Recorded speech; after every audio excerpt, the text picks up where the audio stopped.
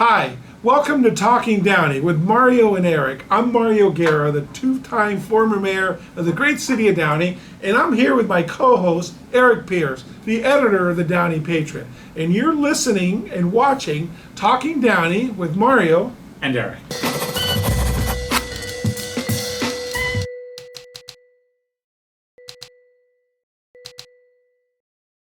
Hey, Eric, it's good to be back. First of all, I want to get it on the beginning. This podcast is made possible by a local sponsor that does some great things in our community, the Financial Partners Credit Union. So we want to thank them for making sure that we can communicate what's going on in our city.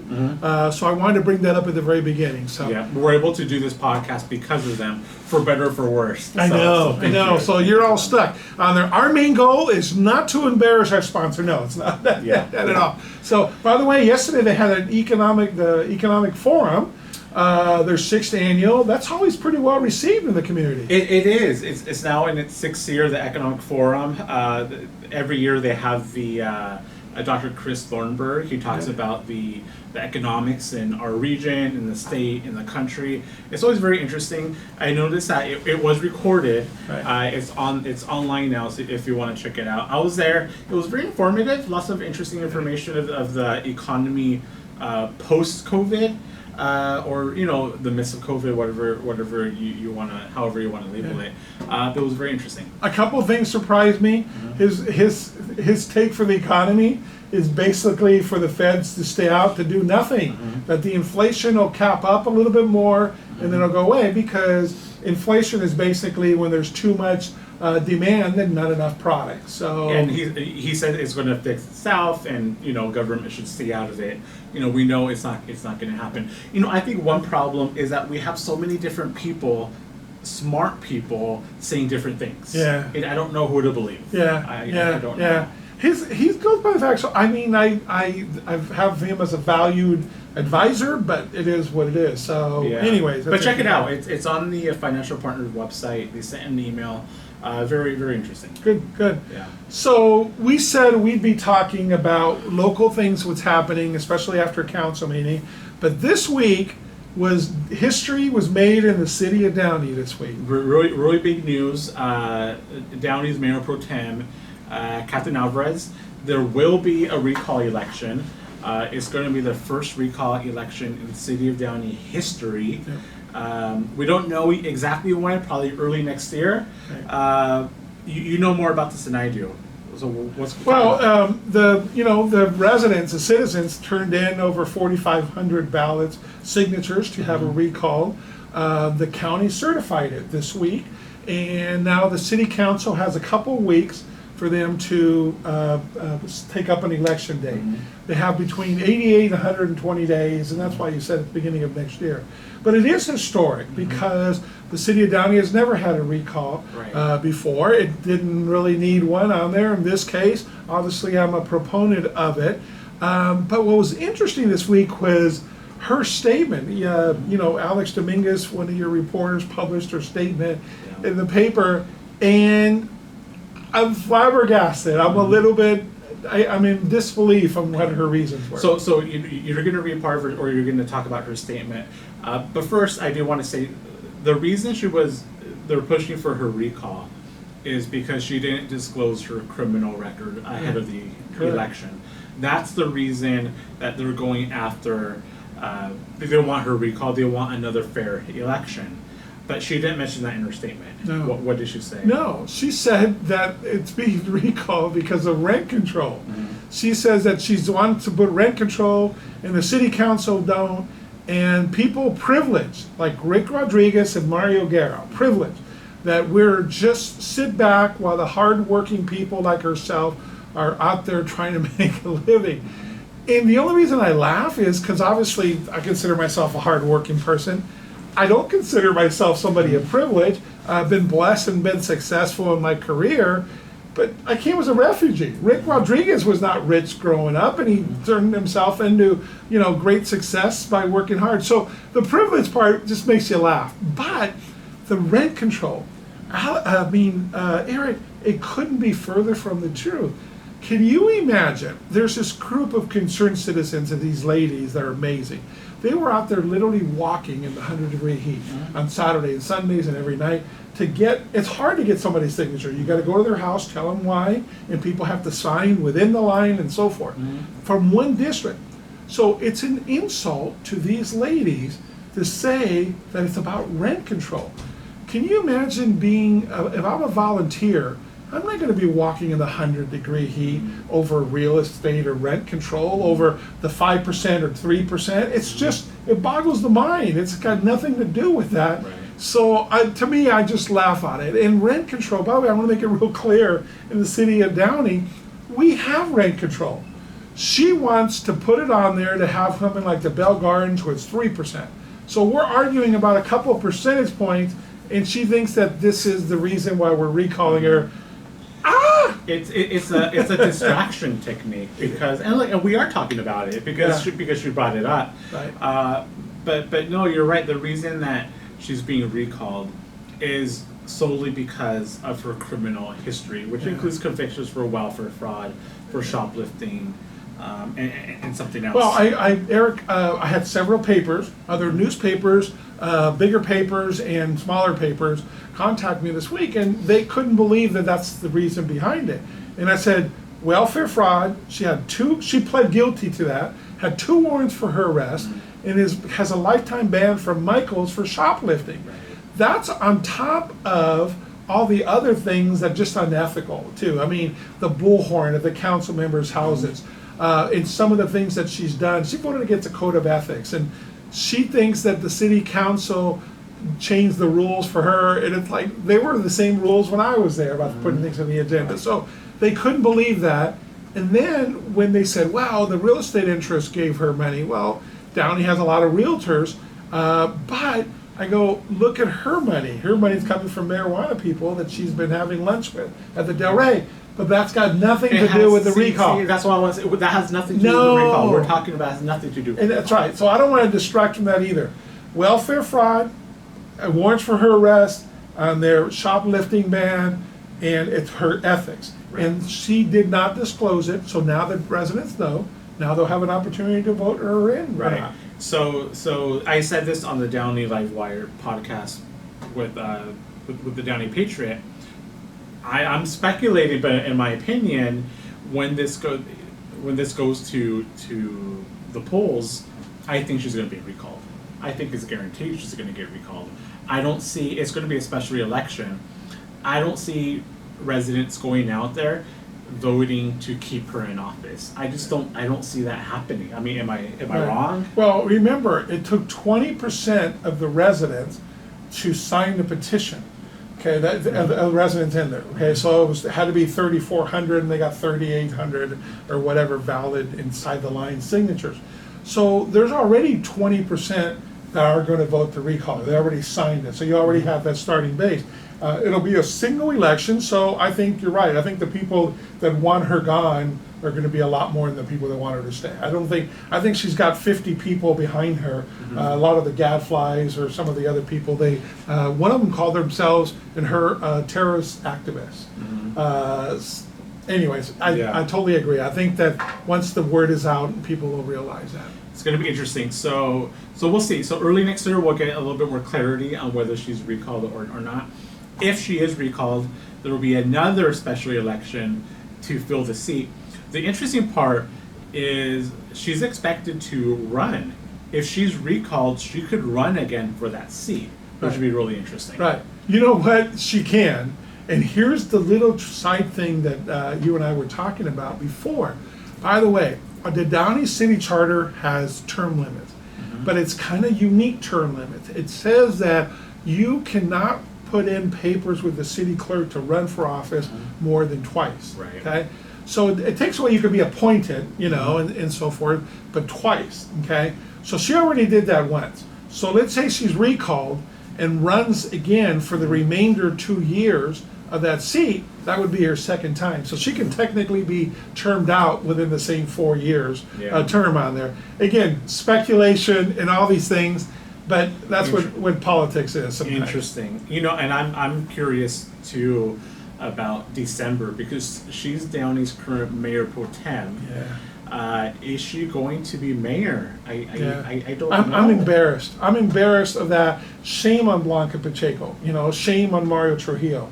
To make her mayor pro tem knowing that she had that criminal history, it's just a slap in the face to Downey residents. So now we're in this predicament. Yeah. Okay, so she's not going to be. It's not a rotational thing in Downey. It's been historically kind of a gentleman's agreement to do that, or a ladies' agreement, but it's not. It's not a rotation. It's many times they changed it 2 years ago, and 2 years before that. So you could vote for anybody you want. The charter is very clear. As a council member, you vote for mayor. As a council member, you vote for mayor pro tem every year. There's no automatic you're going to be mayor next year. Yeah. So I'm hoping that the current council there has enough, common decency and sense to at least listen to the residents and not make her mayor. So, but she could be mayor while she's running against a recall. She could. And, the city might be recalling a sitting mayor of Downey, which is just, I know. it blows my mind. It really blows my mind. It's not happened before. How far in a short period of time, in 2 years, that the city of Downey, especially the leadership, has really changed and gone down. The interesting thing, and we talked about it, we'll do a whole other show there. There's so many scenarios. So think about it. If Blanca Pacheco wins her assembly seat, she'd have to resign, I think it's like December the 5th, because she gets sworn into the assembly that day. The transition for our mayor and for our new elected council people won't be until the following week, because the county has 30 days to certify the election. So technically, the mayor pro tem, a la Catherine Alvarez, can be presiding over the reorganization meeting while she's under a recalled election. What have we come to under this? And we continue to have a lack of leadership in our city. So anyway. Interesting. Which, by the way, we can go right into that. I've just interrupted you. We can go lack of leadership. John Osqui, our assistant city manager. Still more questions than answers. But Alex Dominguez reported in the Patriot this week that he has retired. So he was placed on leave. He was assistant city manager, placed on leave several months ago. We don't know why, but he has retired. We don't know why was he put on leave. I don't know. I don't know. I could tell you that this is good for the city. I hate to have all this leadership go and so forth. I didn't trust him. I thought that there was a lot of different things. I think part of it's probably why he was placed on administrative leave. I don't know the reasons for that. But I can tell you that he lied to me several times when I was on the council. The last year that I was in office, I told Gilbert Levis, the city manager, that, in front of him, in front of Mr. Oscar, that I didn't trust him, that he had lied to me about several things, and that I wouldn't be speaking to him, that I would be doing my directions through Gilbert Levis, which worked out well. So I think they found out some of those things themselves, and I think that's why he put in administrative leave. So when somebody says they retire when they're administrative leave, it's almost they didn't have a choice or this matter on there. But there's some things that happened in the last year that you reported in your paper. But I'm not sad about that. That's probably a good thing for the city, except you lose more institutional history. Sure, we're talking about lack of leadership on the city council. We have a lack of leadership at City Hall in terms of the administrative staff. We have a brand new city manager who may be leaving soon. We have new department heads. It's just kind of a mess right now. It's kind of a mess. I had somebody that called me the other day that wants to build these homes, owns the lands right on the riverbed. You and I would not want to buy those homes on the riverbed, but it's zoned, it's permitted for 40 units, for sale condos and so forth. Not on the riverbed, it's next to the riverbed. Next to the riverbed, not inside the riverbed, but right next to it right now. And right now you have empty lots, you got homeless issues, you got all kinds of stuff. So he wants to clean that all up. And it's been before the city now for 3.5 years. And it gets locked in. They send it to this, they send it back. They clean it up, they send this back. It's going back and forth. So here, the city's supposed to build new housing. Here's a ready-to-go project, 40 some odd units, get it done. It's like, and now they're going to put it to a sequel. It's going to take another year and a half. So I thought we want to expedite things. And Yeah. so they do it right now. It's with the fire department for something. So the fire department looks at it, has it for a month, sends it back. They clean it up right away and answer the question and send it back. Then the fire department or some other departments. So you can go that way for a couple of years, and this poor developer is getting frustrated. And they're not a client of mine or anything like that, but I was trying to help them through the maze of City Hall. And now it's like, before you can go to Gilbert Levis, or you can go to one of the council people, I don't know who to ask. Who do you go to? Can you somebody help this person build 40 some odd units in our city on a vacant property that we need to have units from our numbers, Right. you know? So anyway. No, it's true. And when you have people at City Hall who know that they're not going to be around long term, there's less incentive for them to be thinking long term for the city of Downey. Right. They're paying the bills. They're making sure that the lights stay on. Right. They're not helping move Downey forward. Right. I'm hoping next year, after the election, after the recall, once we have more of a permanent city council, the city can start really thinking long term and making those plans to kind of solidifying the city again. Right. But it starts with the city council and getting Right. some people there. Right. And Right. getting decent people who have vision for the city. Right, I totally agree, totally We'll agree. see. So what else happened at the council meeting? It was interesting. I thought the cities had discussions regarding RV, recreational vehicles, and parking. If you drive down Woodruff from Firestone down to the city, you'll see several RVs parked along the street, and Yeah. I'm assuming people are living in there. I don't know. They look kind of junky. They're not like the nicer RVs. They look kind of junky. I'm assuming people are living in there. But there have been complaints from residents, not just about the eyesores, but about them. It also reduces visibility from people, driving in and out of the driveways. So there's some safety concerns. So the city council is looking at options to try to fix it, either by regulating how long they can be there, maybe a permit system. I don't know, but that's an issue to talk about. There was something when I was on the council. We had it, like, for example, if you can't have a boat in a trailer in front of your house. I think you get it for 3 days or something like that, because you understand if you bring out of storage and you're going to go away this weekend and stuff like that. Right. But you can't leave it forever in front of your house that it's Right. not attached and the whole thing. And so there's something about RVs, but I'm glad that they're addressing it. I mean, the residents deserve their streets. you know? Right. I mean, better to do it now before it becomes a bigger problem. Yeah. Because if you drive down, Gardendale, if you drive down, Yeah. over by the Calvary Church, Yeah. you see them parked over there, and it's only going to get worse. I don't know what the answer is, because I'm also sympathetic to the people who are living in the RVs. Yeah. I mean, that's honestly the bigger issue, but the solution isn't to have them parked on residential streets either. Yeah. So there's a tax that's coming up for Downey for the hotel tax, Hotel tax. because they spoke about it on there. It's from 9 to 13, and basically, I think it only impacts people that are coming into the hotel. Right. When you and I, when we go to hotels outside, there's that transient tax. Transient sounds like a bad word these days, but it's not. It's basically that goes on there. So it brings about $1 million to the city. Right. What are your thoughts on that? I have mixed feelings about it. I remember seeing the numbers, and Downey's tax is lower compared to Right. other cities. Right. My concern is, Downey isn't a big tourist city. I know we have a lot of people who say the Embassy Suites for cheer competitions, Right. athletic competitions, but you look at the small motels around the city. There's lots of families that live there, Yeah. not because they're traveling, but because that's where they live. For whatever reason, they have to live there. Those are the people I'm concerned about, because those are the people who can least afford it, and that's going to really affect them. I'm really sympathetic towards them, and that's what holds me back from supporting it. I don't, like when I travel and I stay at a hotel, you see that tax, you shrug. And then we see the resort tax. That's another $35 the a night resort fee. I know. just to get Wi-Fi or something. I know. So these fees will come back to the city, but I am sympathetic for the people living in our motels. We have families living in our motels. So I do feel bad for them. That's my hang up. No, I understand. So, and so next week Election season is here. October 10th, the ballots are going to drop, so we get a lot of different decisions to vote on. So, again, we always want to make sure.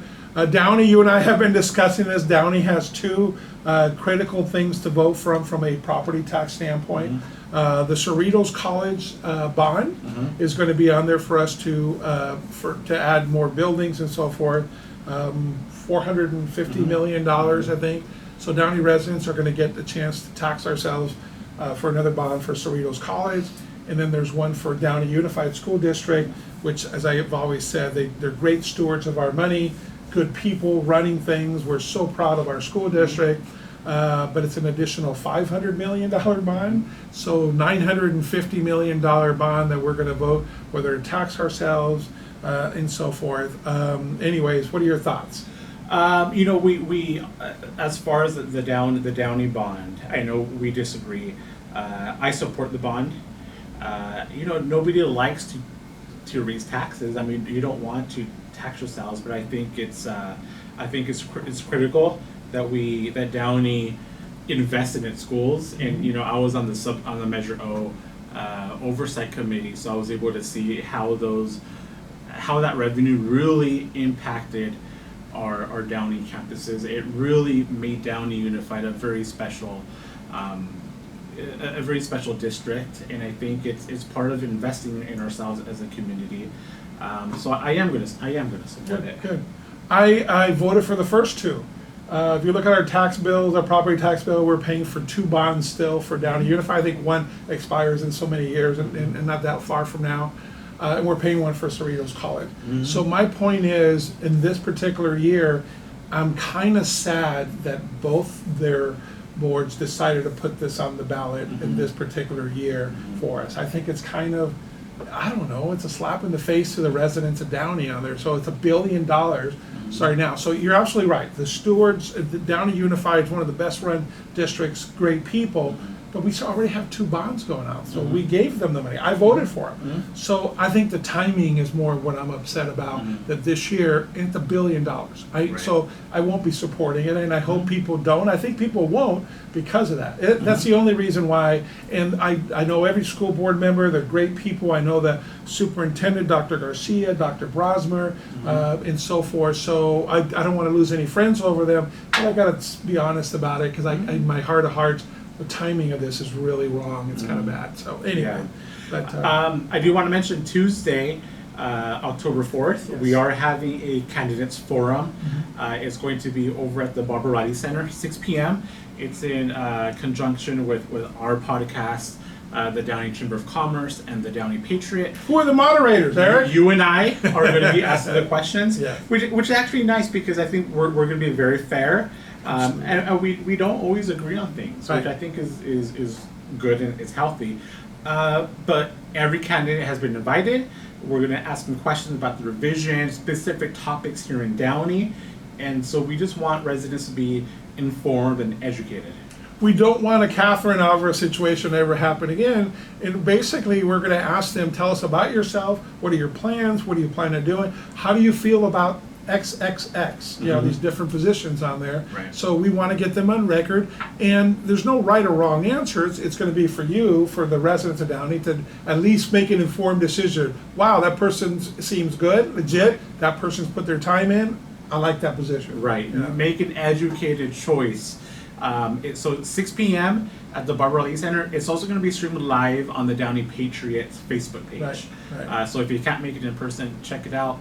And of course, the Patriot will have coverage in that newspaper. Right. But I'm looking forward. It's so important to do it. It's not, and I want to be clear, it's not a debate. It's a forum where you can learn about the candidates. Absolutely. And we're going to be asking questions, and we're going to be very fair, because you're going to see that.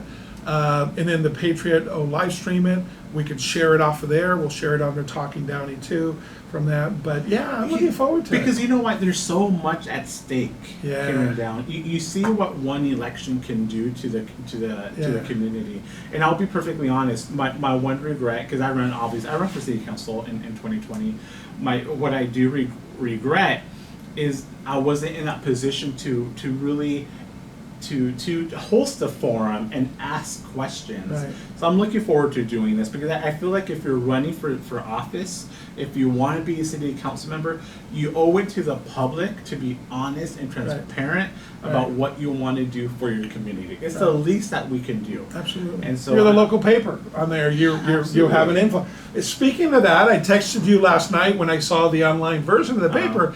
I think it's great. I've been after Eric. Eric has always been so professional, and he didn't want to ever really take sides on endorsing somebody. Yeah. And I said it's important. I've been bugging him for years to do that. So finally, I read yesterday, you got a great editorial. He's endorsing somebody to be our congressperson. And I texted him, and I'm like, good for you, good for us, because at least we know with the local paper, the editor of our local paper, the Downey Patriot, what do you think about that? Yeah, if we've learned anything over the last couple of years is that we need to be more active in our local politics especially. Yeah. And so it's just me giving my opinion. People are going to care, people are not going to care. That's just my opinion. Yeah. I do want to say next week's paper, you're going to be giving your opinion on the local propositions. Yes. And you've done that now for several years several now. elections now. And people read it because I get the comments, good and bad. Yeah. But people read your opinions. Good. Well, thank you. You know what? And what I try to do is, here's what it says. Here's who's for and against it. And by the way, I'm not asking you to vote for this way or not. This is how I'm voting. Okay, kind of like what you did in the editorial. You're saying this is how I'm voting. This is why I think this person should be a con. So I always look forward to it. And you're right. Yeah. I get the week before the election. Trust me, last time I had 2 or 3 people. Hey, I can't find that story on there. Will you send me the link again? So because I'm going to go vote next week. And anyway, so good, bad, or indifferent, people at least want to know what should be on there. So that'll be next week's Downey Patriot. Yeah. Thank you, Mario. Great. All right. Have a good weekend. And we'll see everybody Tuesday at the Candidates Forum. And stay listening to us on there and watching. Send us your thoughts, your comments. And by the way, so when we post this, comment on there. Let us know if there's any particular questions you'd like us to ask. That's a good one. We'd welcome that. We'd sure like to hear that. And so forth. Absolutely. So, okay. But anyways, thank you for listening to Talking Downey with Mario And Eric.